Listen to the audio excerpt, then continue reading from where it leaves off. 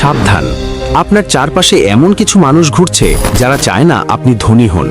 তারা চায় না আপনি মাথা উঁচু করে দাঁড়ান। আপনার সফলতার রাস্তায় সবথেকে বড় বড় ল্যান্ডমাইন পুঁতে রেখেছে আপনারই কিছু আপন মানুষ। প্রবাদ আছে না, ঘরের শত্রু বিভীষণ।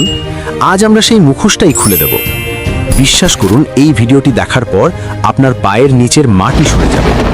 আজ আমি প্রমাণ করে দেব কিভাবে 4 ধরনের আত্মীয় স্লো পয়জনের মতো আপনার কেরিয়ার এবং ব্যাংক ব্যালেন্স শেষ করে দিচ্ছে। সারা জীবন কি এদের কথাই নাচবেন, নাকি নিজের জীবনটা বাঁচাবেন? সিদ্ধান্ত আপনার।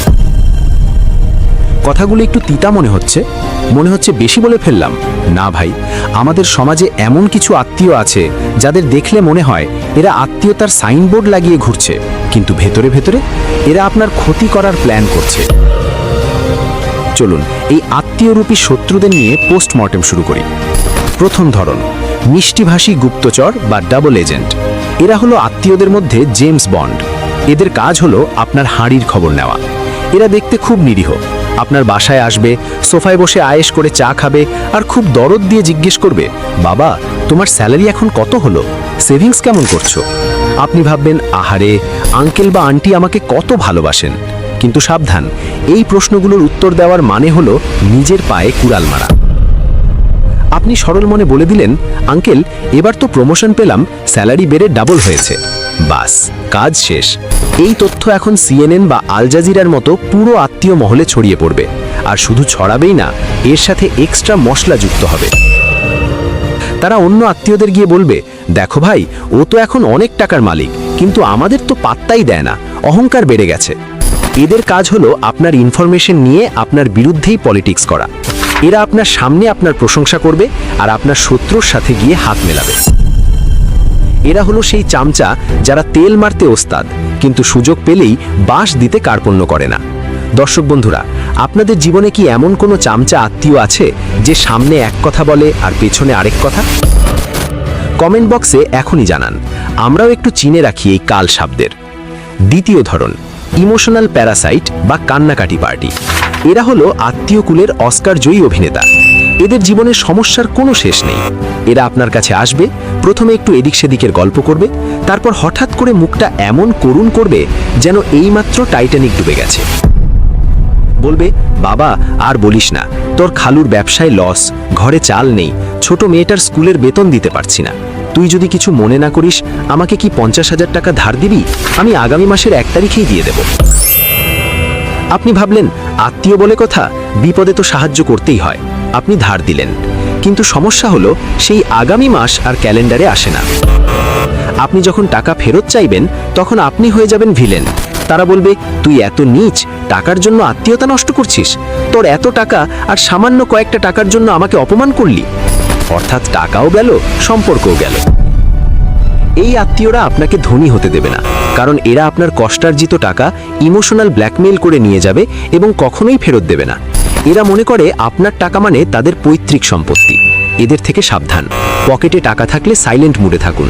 এদের সামনে টাকার গরম দেখাবেন না। তৃতীয় ধরন, কম্পিটিটর বা হিংসুটে সারমাজি।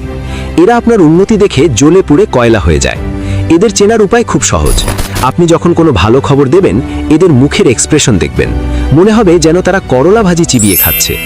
ধরুন আপনি একটা বাইক কিনেছেন, সবাই বলছে, ওয়াও দারুণ বাইক, কিন্তু এই আত্মীয় বলবে, বাইক কিনলি? বাইকে তো অ্যাক্সিডেন্ট বেশি হয়, আর এই মডেলে তো মাইলেজ কম, এর চেয়ে সেকেন্ড হ্যান্ড একটা গাড়ি কিনতি, প্রেস্টিজ বাড়ত। অর্থাৎ আপনার আনন্দ মাটি করে দেওয়াই এদের প্রধান লক্ষ্য। আপনি যদি বলেন, আমি ইউটিউবিং শুরু করেছি, তারা বলবে, ওসব করে ভাত জুটবে না, বিসিএস এর পড়া পর। আপনি যদি বলেন, আমি বিসিএস দিচ্ছি, তারা বলবে, এখন তো মামা খালু ছাড়া চাকরি হয় না, তুই বরং বিদেশ যা। মূল কথা হলো, আপনি যাই করেন না কেন, এরা খুদ বের করবেই। এরা চায় না আপনি তাদের চেয়ে ভালো থাকুন।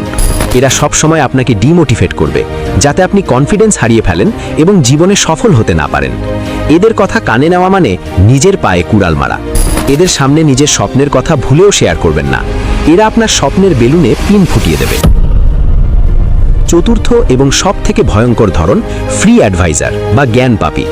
এরা জীবনে নিজেরা কিছুই করতে পারেনি, কিন্তু আপনাকে উপদেশ দেওয়ার বেলায় এরা বিল গেটস বা ইলন মাস্ক হয়ে যায়।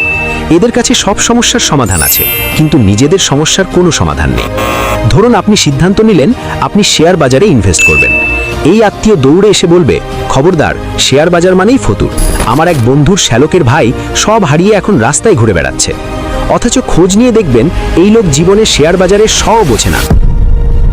অথবা নতুন কোনো বিজনেস আইডিয়া নিয়ে কাজ করছেন, তারা এসে বলবে, এসব রিস্কি কাজ করিস না, তার চেয়ে বরং একটা মুদি দোকান দে, অন্তত ডাল ভাত জুটবে।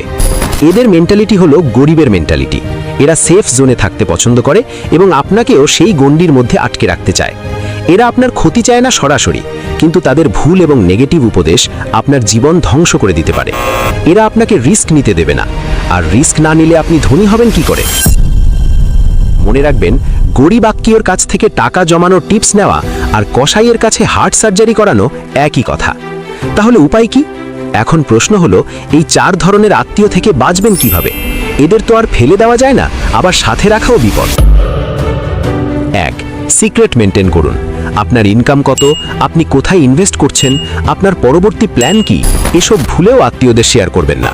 মনে রাখবেন, সফলতার প্রথম শর্ত হলো গোপনীয়তা। 2. না বলতে শিখুন। কেউ টাকা ধার চাইলে বিনয়ের সাথে না বলুন। বলুন, আমার সব টাকা ফিক্সড ডিপোজিট করা আছে, ভাঙতে পারবো না। একটু নিষ্ঠুর শোনাতে পারে, কিন্তু নিজের ভবিষ্যতের জন্য এটুকু স্বার্থপর হতেই হবে। 3. এড়িয়ে চলুন। নেগেটিভ মানুষদের সাথে আড্ডা দেওয়া কমিয়ে দিন। যারা সব সময় আপনার খুঁত ধরে, তাদের ফোন ধরা বন্ধ করে দিন বা ব্যস্ততার অজুহাত দেখান। আপনার মানসিক শান্তি আপনার ব্যাংক ব্যালেন্সের চেয়েও দামি। 4. হাসি মুখে ইগনোর করুন। যখন কেউ ফালতু উপদেশ দেবে, তখন হাসি মুখে মাথা নাড়ুন, কিন্তু করবেন সেটাই যেটা আপনার মন এবং মস্তিষ্ক সায়গায়। তাদের সাথে তর্কে জড়াবেন না, কারণ তর্কে জিতলেও আপনি সময় হারাবেন। দর্শক বন্ধুরা, জীবনটা খুব ছোট। এই অল্প সময়ে আপনি যদি অন্যের কথায় নাচতে থাকেন, তাহলে নিজের মিউজিকটা বাজাবেন কখন? আত্মীয় স্বজন অবশ্যই গুরুত্বপূর্ণ। বিপদে আপদে তারাই সবার আগে আসে, এটা সত্যি। কিন্তু সেই আত্মীয় যদি আপনার শেকড় কেটে দেয়, তাহলে তাকে গাছ থেকে ঝেড়ে ফেলাই বুদ্ধিমানের কাজ। আপনার চারপাশে তাকান, এই 4 ক্যাটাগরির কোনো না কোনো আত্মীয় আপনি অবশ্যই খুঁজে পাবেন। তাদের চিহ্নিত করুন এবং আজ থেকেই একটা অদৃশ্য দেওয়াল তুলে দিন। মনে রাখবেন, আপনি ধনী হলে বা সফল হলে দিন শেষে সবাই আপনার প্রশংসাই করবে। এমনকি সেই হিংসুটে আত্মীয়টিও তখন এসে বলবে, আমি তো জানতাম তুই একদিন অনেক বড় হবি। মানুষের স্বভাবই এমন, তাই কে কি বলল সেটা গায়ে না মেখে নিজের লক্ষ্যের দিকে ফোকাস করুন। আর হ্যাঁ, নিজেকে এমনভাবে তৈরি করুন যাতে একদিন এই আত্মীয়রাই আপনার অ্যাপয়েন্টমেন্ট নেওয়ার জন্য লাইনে দাঁড়ায়। এটাই হবে তাদের প্রতি আপনার সেরা প্রতিশোধ। আজকের ভিডিওতে আমরা জানলাম কিভাবে টক্সিক আত্মীয়দের হ্যান্ডেল করতে হয়। কিন্তু জীবনে চলার পথে শুধু আত্মীয় নয়, বন্ধু-বান্ধবের মধ্যেও এমন কিছু ক্যারেক্টার থাকে। আপনি কি চান আমি ভণ্ড বন্ধুদের চেনার উপায় নিয়ে পরবর্তী ভিডিও বানাই, নাকি টাকা জমানোর জাপানি টেকনিক নিয়ে ভিডিও চান? কমেন্ট করে অবশ্যই জানাবেন। আপনাদের কমেন্ট থেকেই আমি আমার পরবর্তী ভিডিওর আইডিয়া খুঁজে নেব। ভিডিওটা যদি আপনার জীবনের সাথে একটুও রিলেট করে থাকে, তাহলে এটা শেয়ার করে দিন আপনার সেই কাজিন বা বন্ধুর সাথে যে প্রতিনিয়ত এমন আত্মীয়দের জ্বালায় অতিষ্ঠ। আর হ্যাঁ, আমি বলবো না সাবস্ক্রাইব করতে, কারণ আপনি যদি বুদ্ধিমান হন, তাহলে আপনি জানেন এই চ্যানেলের সাথে যুক্ত না থাকলে আপনি কত দুর্দান্ত আর মজার ভিডিও মিস করবেন। নিজের ভালো তো পাগলেও বোঝে, তাই না? ভালো থাকবেন, সুস্থ থাকবেন, আর আত্মীয়দের থেকে নিরাপদ দূরত্ব বজায় রাখবেন। দেখা হচ্ছে পরের ভিডিওতে। ততক্ষণ পর্যন্ত আল্লাহ হাফেজ।